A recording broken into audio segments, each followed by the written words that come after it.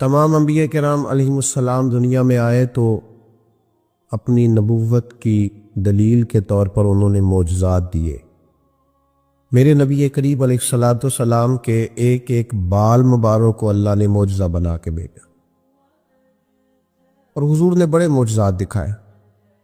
لیکن جب قریش مکہ نے حضور کے اپنوں نے نبی پاک علیہ السلام سے آپ کی نبوت کی دلیل پوچھی، اللہ کریم نے فرمایا محبوب یہ جو تجھ سے پوچھ رہے ہیں نا کہ آپ نبی ہیں تو اس کی دلیل کیا ہے، تو فرمایا فقد لبثت فیکم عمرا من قبلہ، آپ ان سے فرمائیے کہ میں باہر سے نہیں آیا، میں تمہارے درمیان رہا ہوں، تمہارے بیچ میں نے اس سے پہلے عمر گزاری ہے۔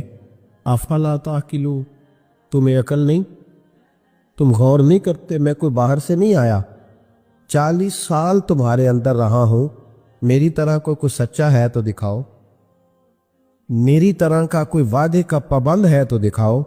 فقد لبثت فیکم عمرا من قبلہ، اس سے پہلے میں اپنی عمر تمہارے بیچ گزار چکا ہوں۔ افلا تعقلون، تمہیں عقل نہیں؟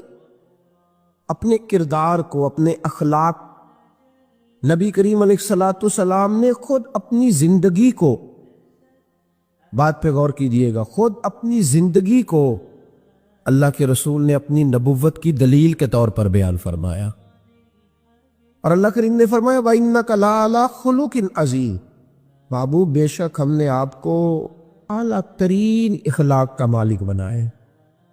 میں آیت کی زیادہ تشریح میں نہیں جاتا، اعلیٰ حضرت کا ایک جملہ پڑھ کے آگے گزرتا ہوں۔ فاضل بریلوی رحمۃ اللہ علیہ فرماتے ہیں کہ اخلاق وہ نہیں ہے، سرکار اعلیٰ حضرت فرماتے ہیں اخلاق کا مطلب یہ نہ سمجھو کہ جو اچھے اچھے کام تھے وہ نبی پاک نے کیے، یہ مطلب نہیں، بلکہ فرماتے ہیں جو حضور نے کر دیا وہ اچھا ہو گیا، جو نبی پاک نے کر دیا وہ اچھا۔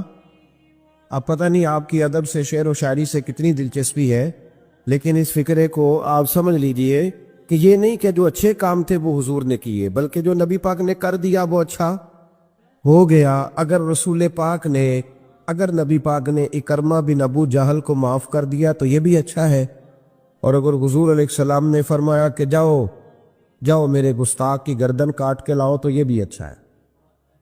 جو حضور نے کر دیا وہ دونوں چیزیں اچھی ہیں۔ میری بات کی سمجھ آ رہی ہے آپ حضرات؟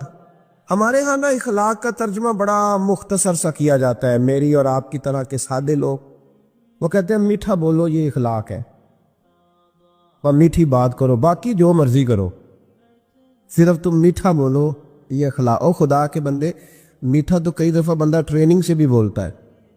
آپ کبھی جہاز کے عملے کے ساتھ سفر کریں نا، تو میری طرح کا جو بالکل وہ لو سیٹ پہ بیٹھا ہوتا ہے نا، پیچھے اکانومی میں جو آدمی بیٹھا ہوتا ہے، وہ بھی جب جہاز پہ چڑھتا ہے نا، سواری کرتا ہے، تو وہ جو عملہ جن کی تنخواہ لاکھوں میں ہے وہ جی سر جی کہہ کے سوال کا جواب دیتے۔ آپ جتنا مرضی سخت بولیں، لیکن وہ جہاز کا عملہ آپ کے ساتھ کوئی تلخ کلامی، اس کا مطلب یہ نہیں کہ وہ با اخلاق ہے، ان کی ڈیوٹی ہے کہ آپ نے سخت بات، چلیں یہ تو بات دور کی ہے، میں قریب کی مثال دیتا ہوں۔ آپ چلے جائیں یہاں سمندری میں کسی دکان سے کپڑا خریدنے، تو اچھا سیل مین کسی اچھے دکاندار نے رکھا ہو نا، تو آپ اس کو کہے کہ مجھے یار کپڑا چاہیے کوئی سردیوں والا اچھا سا دکھا کوئی، تو وہ ایک تھان کھول کے لائے گا، آپ کہیں گے نہیں وہ والا دکھا، وہ بھی دکھائے گا، پھر وہ نہیں یار تیرے پاس وہ ہے ہی نہیں جو مجھے چاہیے، وہ کہتا نہیں چاچا جی کھلو جو، کچھ پیچھے بھی ہے اویلیبل پہ، ہوتا ہے کہ نہیں ایسے؟ وہ پیچھے سے بھی دو چند تھان اٹھا کے لاتا ہے، کھول کے دکھاتا ہے، بڑا کچھ کرتا ہے، اور یار تجھے پہلے کہا تھا تیرے پاس وہ نہیں جو مجھے چاہیے، تو وہ کہتا ہے جی آپ اس طرح کریں پرسوں آئیے گا، کل مال آنا ہے نیا۔ یعنی آپ نے اس کو تھکا دیا، ساری دکان کھلوا لی، پھر بھی اس نے غصہ، لیکن جب آپ دکان سے اترے تو پھر اس نے کہا یار دیکھو نخرہ کتنا اس کا۔ تو یہ بتائیں یہ اخلاق ہے کہ ٹریننگ ہے؟ بولیں تو صحیح تھوڑا تھوڑا یار، یہ کیا ہے؟ تو لوگ سمجھتے ہیں کہ ٹریننگ کا نام ٹریننگ اور چیز ہوتی ہے، اخلاق اور چیز ہوتی ہے۔ کسی بندے نے دین کے لیے کسی کو ڈانٹ دیا تو اس نے کیا دیکھ بڑا سخت آدمی ہے، او بھائی اس نے اگر تو ذات کے لیے ڈانٹا ہے پھر تو سخت ہے، اور اگر وہ دین کے لیے بات کر رہا ہے تو وہ سخت نہیں ہے، وہ محمد عربی کا نوکر ہے، وہ رسول اللہ کا غلام ہے۔ ہم نے نا اخلاق کا ترجمہ، ایک بندہ اخلاق، چلے میں اور سادہ کرتا ہوں، میں خود دیہاتی ہوں نا تو میں اور سادہ کرتا ہوں، ایک بندہ با اخلاق ہوتا ہے تو ایک می سناؤں میں، ان دونوں میں فرق ہوتا ہے، پتہ ہے آپ کو؟ تو شریعت اس کا دفاع نہیں کرتی کہ جو اندر بغض چھپائے اور زبان پہ خیر رکھے۔ نبی کریم صلی اللہ تعالی علیہ وسلم نے جو اخلاق سکھائے اس کو سمجھے۔ صرف میٹھا بولنے کا نام اخلاق نہیں میرے بھائی، سچ بولنے کا نام اخلاق ہے۔ صرف میٹھا بولنے کا نام ہی اخلاق اصلا نہیں، سنو اور یاد رکھو، وعدہ وفا کرنے کا نام اخلاق ہے۔ صرف جملے تراش کے اچھے فکرے ڈھونڈ کے لانے کا نام اخلاق نہیں، بلکہ لالچ چھوڑ دینے کا نام اخلاق۔ تعلیم اس چیز کا نام نہیں کہ آپ نے کہہ دیا سارے گاؤں والے جاہل ہیں جی، میں تو آکسفورڈ کا پڑھا ہوا ہوں، یہ ان پڑھ بندے انہیں کیا پتا، میں نے تو کل ابھی ایم فل کا داخلہ بھجوایا ہے، یہ تو سارے ان پڑھ ہیں۔ میں تو ابھی کل جو ہے وہ میں نے درسیات مکمل کیا دورہ حدیث میں، ان جاہلوں کا کیا پتا۔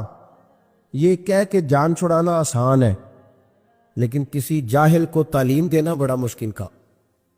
سب کو ان پڑھ کہہ کے گزر جانا یہ تو آسان کام ہے۔ مولا علی شیر خدا رضی اللہ تعالیٰ عنہ سے کسی شخص نے کہا تھا حضور پڑھا لکھا بندہ کون ہوتا ہے، عقل مند کون ہوتا ہے؟ تو فرمانے لگے جس کو جاہلوں سے صحیح گزارا کرنا آ جائے وہ پڑھا لکھا ہوتا ہے۔ فرماتے ہیں جو ان پڑھ لوگوں کے بیچ صحیح وقت گزارے نا، وہ سر پکڑ کے بیٹھ گیا، او بھائی آپ کو پتہ ہی نہیں، آپ تو پرانے زمانے کے۔ او بھائی وہ نہیں پرانے زمانے کا، تو جاہل ہے۔ جس کو باپ دیکھے نا، کبھی کبھی جب ہم عمرے کی فلائٹ لیتے ہیں نا تو ہمارے بچے ہنس رہے ہوتے ہیں، دیکھو بابا جی کو پتہ ہی نہیں کس سیٹ پہ بیٹھنا ہے، بچے مذاق اڑا رہے ہوتے ہیں، دیکھو جی ان کو پتہ ہی نہیں کہ بیلٹ کیسے باندھنا ہے، ان کو پتہ ہی نہیں کس طرح۔ او خدا کے بندے، تو کس طرح کی بات کر رہا ہے؟ اگر تو پڑھا لکھا ہوتا نا تو اٹھ کے بابا جی کا ہاتھ پکڑتا، تو ان کا سیٹ نمبر دے کے انہیں چھوڑ کے آ رہا۔ اگر تو تعلیم یافتہ ہوتا نا تو انہیں بتاتا اٹھنا کیسے ہے، بیٹھنا کیسے ہے۔ میرے رسول پاک علیہ السلام کا کمال یہ ہے کہ رسول پاک نے اس قوم سے گزارا کیا جو بچیاں زندہ دفن کر دیتی تھی، اس قوم سے گزارا کیا جو کھڑے کھڑے جانوروں کو نیزہ مار کے خون نکال کے پی جاتی تھی۔ میرے محبوب نے ان لوگوں کے بیچ رہ کے وقت گزارا اور اس طرح کی طبیعتیں بدل دی کہ کل تک جو بیٹیاں کاٹ ڈالتے تھے اب وہ بیٹی کمرے میں آتی ہے تو اٹھ کے کھڑے ہو جاتے۔ تو آپ یہ دیکھیں اخلاق اس چیز کا نام ہے کہ آپ نے کسی کو ٹریل دیکھیں۔ حضرت علامہ حلبی نے سیرت حلبیہ میں اس کو لکھا ہے اور امام طبرانی نے طبرانی میں لکھا ہے۔ نبی کریم علیہ السلام بیٹھے تھے تو ایک آدمی مانگنے آ گیا۔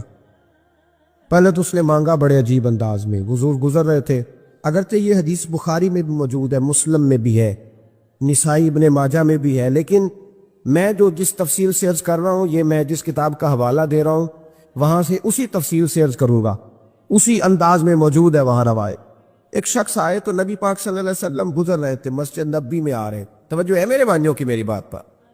نبی کریم صلی اللہ علیہ وسلم نے نا سرخ دھاری دار یمنی چادر کندھے پہ رکھی ہوئی تھی۔ وہ بندہ پیچھے سے آیا، اس نے آ کے حضور کی چادر کو پکڑ کے کھینچا، چادر کھینچی۔ حضرت انس بن مالک رضی اللہ تعالیٰ عنہ فرماتے ہیں کہ جب چادر کھینچی تو میں نے حضور کی گردن مبارک پر اس چادر کا نشان دیکھا، یعنی اتنی سخت چادر کہ پھر گئی گلے مبارک میں۔ اب جب نبی کریم علیہ السلام کی چادر کھینچ جائے تو کہتا پتہ کیا ہے؟ کہنے لگا اے اللہ کے رسول میں بھوکا ہوں، غریب ہوں، کچھ خیرات لینے آیا۔ یہ دروازہ ذرا کوئی زور سے کھٹکھٹائے تو اس کی خیر نہیں، وہ تو خیرات لینے آیا کہ لوٹنے آیا ہے؟ اس نے چادر کھینچی اور کہنے لگا کہ میں کچھ لینے آیا ہوں۔ حدیث بخاری میں بھی نبی پاک کے یہ جملے موجود ہیں۔ حضرت انس بن مالک فرماتے ہیں فَالْتَفَتَ إِلَيْهِ فَضَحِكَ، فرماتے ہیں جب نبی پاک نے اس کی طرف دیکھا نا تو میرے رسول نے مسکرانا شروع کر دیا۔ اس نے چادر کھینچی ہے، گلے پہ نشان پڑ گیا اور کہتا ہے میں مانگنے آیا۔ میرا خیال ہے میں ہوتا تو ایک تھپڑ مارتا پہلے، بھئی تو مانگنے آیا ہے کہ تو جان لینے آیا ہے؟ تو کچھ لینے آیا، یہ کیا طریقہ ہوا؟ اس نے گردن پہ نشان ڈال دیا، لیکن محبوب کریم مسکرائے۔ کیا خوبصورت انداز ہے فاضل بریلوی کا، اور پتہ نہیں اعلیٰ حضرت کہاں بیٹھ کے لکھا کرتے تھے۔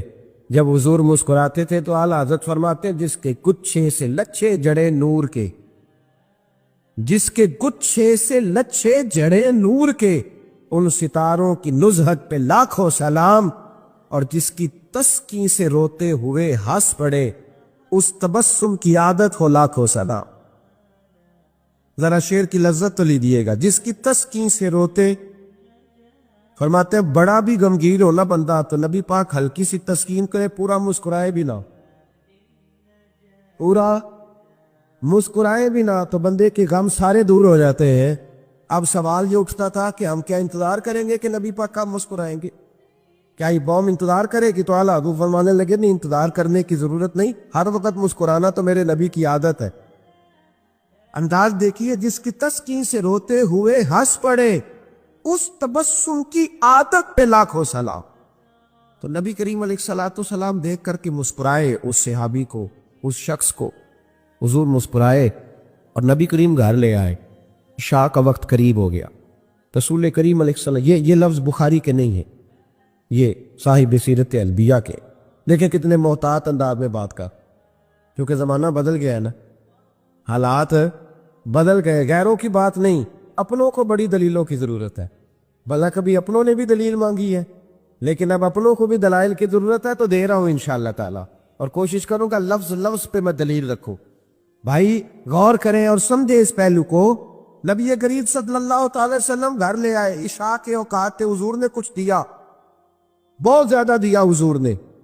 اور میرے کریم سے گر قطرہ کسی نے مانگا، دریا بہا دیے ہیں.